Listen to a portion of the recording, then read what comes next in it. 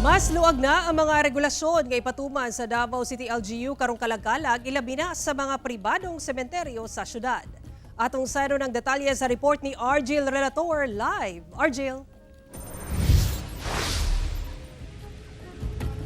Sara, alang sa mga nagplano na sa pagbisita sa ilang mga minahal sa kinabuhi nga ipanglubong sa mga sementeryo sa Davao City, dunay mas ubos nga oras nga pagbisita sa mga pampublikong sementeryo karong tuiga kung itandi sa milabay nga tuig, apan sa mga private cemeteries tugtan sila nga maka-overnight depende sa management.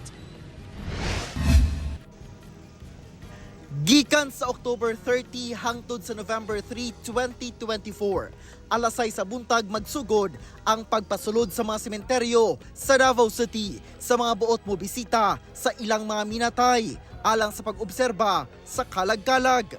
Magsarado ang mga sementeryo pagka alas 8 sa gabi, inay alas 10 nagipatuman sa niaging tuig. Apan ang mga pribadong sementeryo sa syudad dunay katungod nga magpatuman og kaugalingong operating hours. The 10 public cemeteries kay managed and supervised by the City Economic Enterprise. Naapot ay mga private cemeteries o naapot ay mga barangay cemeteries. Ginabawal ang overnight stay sa tanang pampublikong sementeryo. Apan magdepende sa management sa mga pribadong sementeryo kung motugot sila nga dunay mag-overnight. Ipatuman sab ang one entrance policy alang sa pedestrians o one entrance one exit policy alang sa mga sakyanan.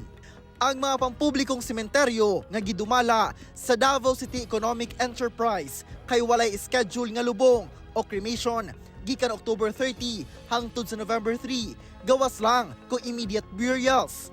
Samtang alang sa vendors, kinahanglan nga dunay special permit gikan sa City Mayor nga gi-issue sa Business Bureau ang tugutang mga paninda sulod o gawas sa vicinity sa tanang sementeryo.